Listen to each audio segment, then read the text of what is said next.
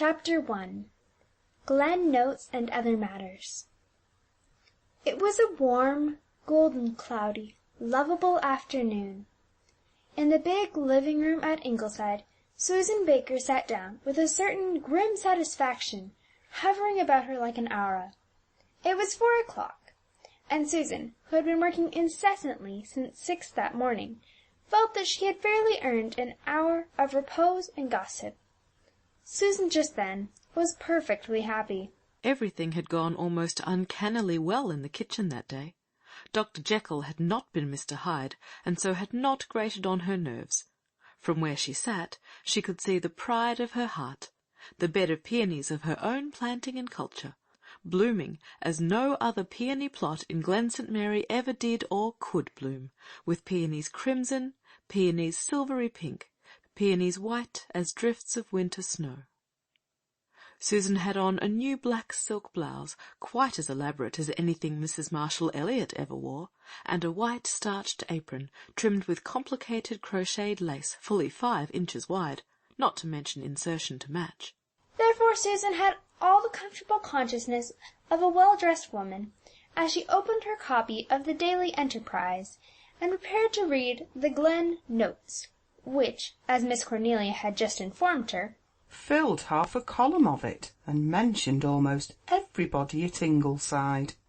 There was a big black headline on the front page of the Enterprise, stating that some Archduke Ferdinand or other had been assassinated at a place bearing the weird name of Sarajevo. But Susan tarried not over uninteresting, immaterial stuff like that. She was in quest of something really vital. Oh, here it was. Jottings from Glen St. Mary. Susan settled down keenly, reading each one over aloud, to extract all possible gratification from it. Mrs. Blythe and her visitor, Miss Cornelia, alias Mrs. Marshall Elliott, were chatting together near the open door that led to the veranda, through which a cool, delicious breeze was blowing, bringing whiffs of phantom perfume from the garden, and charming gay echoes from the vine-hung corner, where Rilla and Miss Oliver and Walter were laughing and talking. Wherever Rilla Blythe was, there was laughter. There was another occupant of the living-room, curled up on a couch, who must not be overlooked, since he was a creature of marked individuality, and, moreover, had the distinction of being the only living thing whom Susan really hated. All cats are mysterious, but Dr. Jekyll and Mr. Hyde, Doc for short, was trebly so. He was a cat of double personality, or else, as Susan vowed, he was possessed by the devil. To begin with, there had been something uncanny about the very dawn of his existence. 4 years previously, Rilla Blythe had had a treasured darling of a kitten, white as snow, with a saucy black tip to its tail, which she called Jack Frost. Susan disliked Jack Frost, though she could not or would not give any valid reason therefor. "Take my word for it, Mrs. Doctor, dear," she was wont to say ominously. "that cat will come to no good." "But why do you think so?" Mrs. Blythe would ask. "I do not think, I know," was all the answer Susan would vouchsafe. With the rest of the Ingleside folk, Jack Frost was a favourite. He was so very clean and well-groomed, and never allowed a spot or stain to be seen on his beautiful white suit. He had endearing ways of purring and snuggling. He was scrupulously honest. And then a domestic tragedy took place at Ingleside. Jack Frost had kittens. It would be vain to try to picture Susan's triumph. Had she not always insisted that that cat would turn out to be a delusion and a snare? Now they could see for themselves. Rilla kept one of the kittens, a very pretty one, with peculiarly sleek glossy fur of a dark yellow, crossed by orange stripes, and large satiny golden ears. She called it Goldie, and the name seemed appropriate enough to the little frolicsome creature, which, during its kittenhood, gave no indication of the sinister nature it really possessed. Susan, of course, warned the family that no good could be expected from any offspring of that diabolical Jack Frost. But Susan's Cassandra-like croakings were unheeded. The Blythes had been so accustomed to regard Jack Frost as a member of the male sex that they could not get out of the habit. So they continually used the masculine pronoun, although the result was ludicrous. Visitors used to be quite electrified when Rilla referred casually to Jack and his kitten, or told Goldie sternly, "Go to your mother and get him to wash your fur." "It is not decent, Mrs. Doctor dear," poor Susan would say bitterly. She herself compromised by always referring to Jack as "it," or the white beast. and one heart at least did not ache when it was accidentally poisoned the following winter. In a year's time Goldie became so manifestly an inadequate name for the orange kitten that Walter, who was just then reading Stevenson's story, changed it to Dr. Jekyll and Mr. Hyde. In his Dr. Jekyll mood the cat was a drowsy, affectionate, domestic, cushion-loving puss, who liked petting and gloried in being nursed and patted. Especially did he love to lie on his back and have his sleek, cream-coloured throat stroked gently, while he purred in somnolent satisfaction. He was a notable purrer. Never had there been an Ingleside cat who purred so constantly and so ecstatically. "The only thing I envy a cat is its purr," remarked Dr. Blythe once, listening to Doc's resonant melody. "It is the most contented sound in the world." Doc was very handsome. His every movement was grace, his poses magnificent. When he folded his long, dusky ringed tail about his feet and sat down on the veranda to gaze steadily into space for long intervals, the Blythes felt that an Egyptian sphinx could not have made a more fitting deity of the portal. When the Mr. Hyde mood came upon him, which it invariably did before rain or wind, he was a wild thing with changed eyes. The transformation always came suddenly. He would spring fiercely from a reverie with a savage snarl, and bite at any restraining or caressing hand. His fur seemed to grow darker, and his eyes gleamed with a diabolical light. There was really an unearthly beauty about him. If the change happened in the twilight, all the Ingleside folk felt a certain terror of him. At such times he was a fearsome beast, and only Rilla defended him, asserting that he was "Such a nice prowly cat." Certainly he prowled. Dr. Jekyll loved new milk. Mr. Hyde would not touch milk and growled over his meat. Dr. Jekyll came down the stairs so silently that no one could hear him. Mr. Hyde made his tread as heavy as a man's. Several evenings, when Susan was alone in the house, he "scared her stiff," as she declared, by doing this. He would sit in the middle of the kitchen floor, with his terrible eyes fixed unwinkingly upon hers for an hour at a time. This played havoc with her nerves. But poor Susan really held him in too much awe to try to drive him out. Once she had dared to throw a stick at him, and he had promptly made a savage leap towards her. Susan rushed out of doors, and never attempted to meddle with Mr. Hyde again, though she visited his misdeeds upon the innocent Dr. Jekyll, chasing him ignominiously out of her domain whenever he dared to poke his nose in, and denying him certain savoury tidbits for which he yearned. The many friends of Miss Faith Meredith, Gerald Meredith, and James Blythe, read Susan, rolling the names like sweet morsels under her tongue, were very much pleased to welcome them home a few weeks ago from Redmond College. James Blythe, who was graduated in arts in 1913, had just completed his first year in medicine.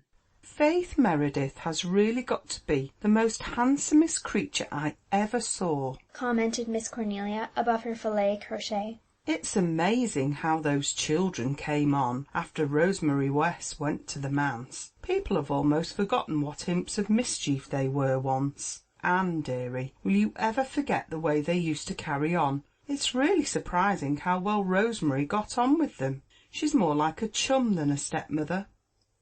They all love her, and Una adores her. As for that little Bruce, Una just makes a perfect slave of herself to him. Of course he is a darling, but did you ever see my child look as much like an aunt as he looks like his Aunt Helen?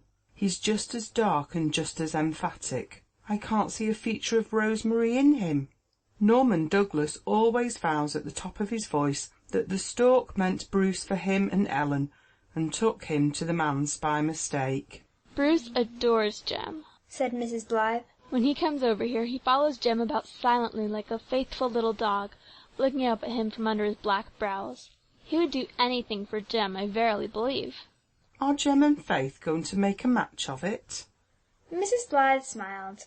It was well known that Miss Cornelia, who had been such a virulent man-hater at one time, had actually taken to match-making in her declining years. "They are only good friends yet, Miss Cornelia."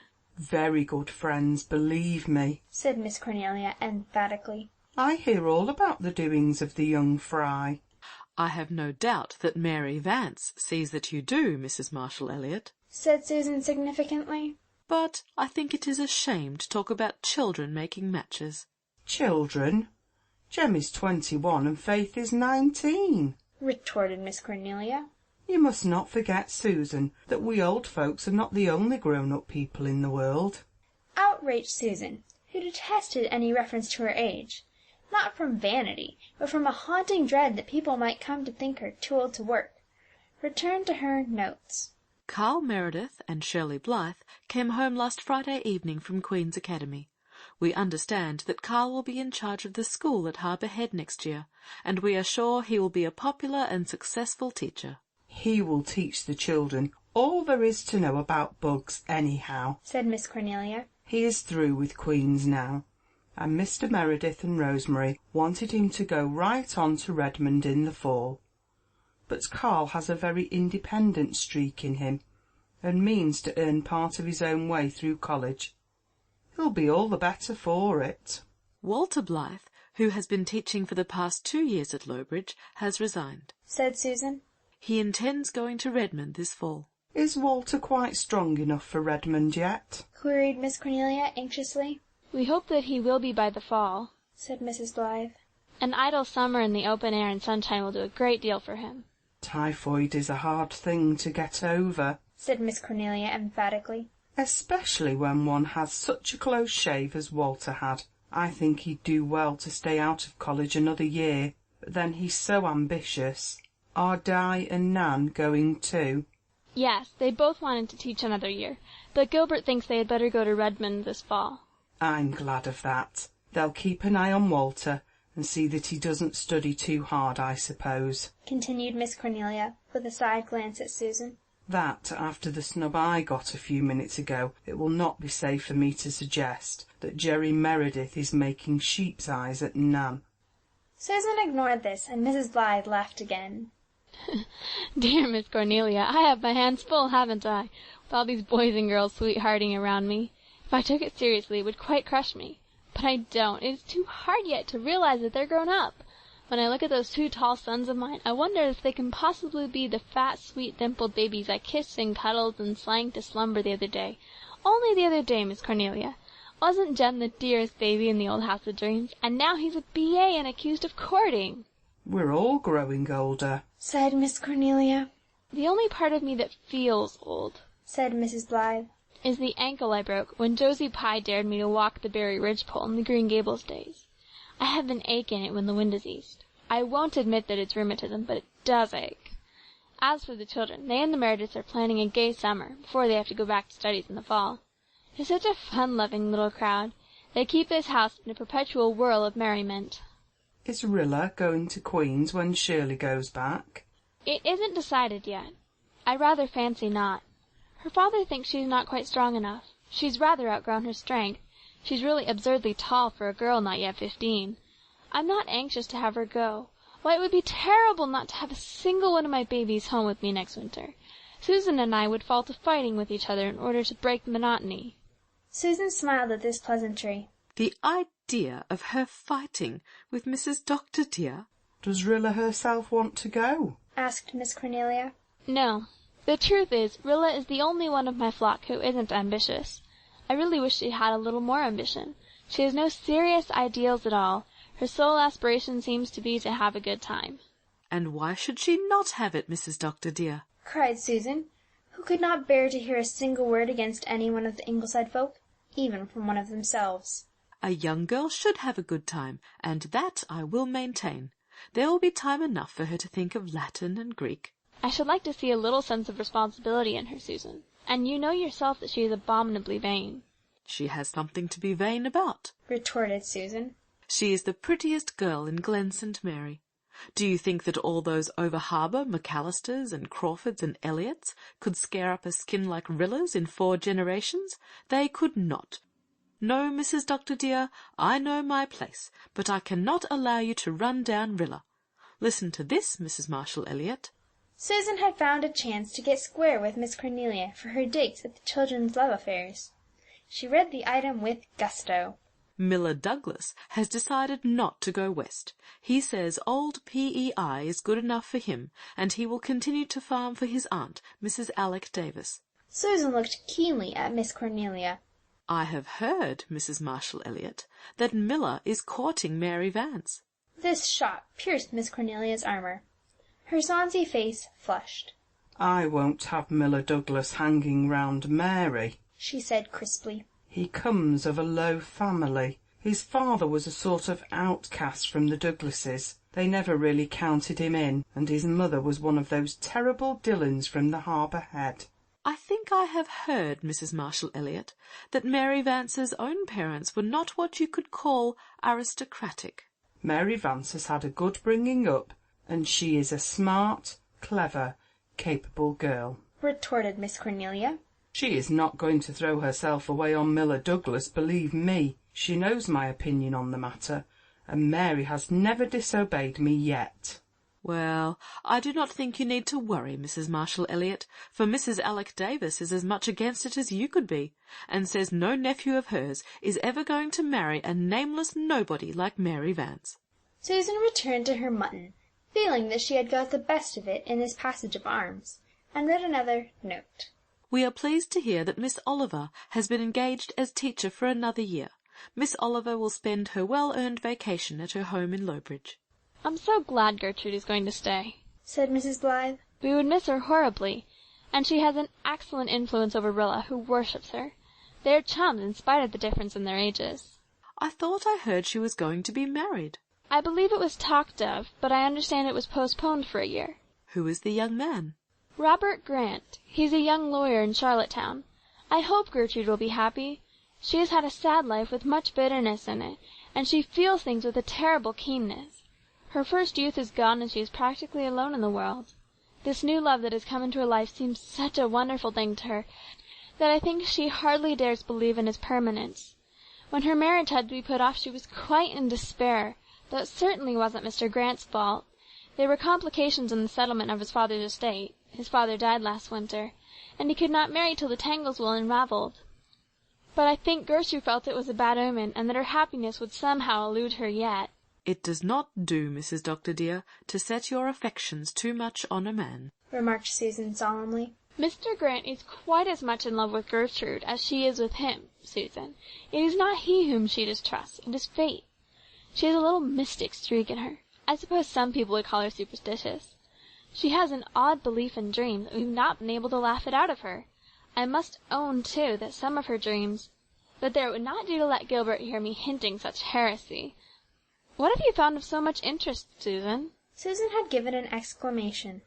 "Listen to this, Mrs. Dr. dear.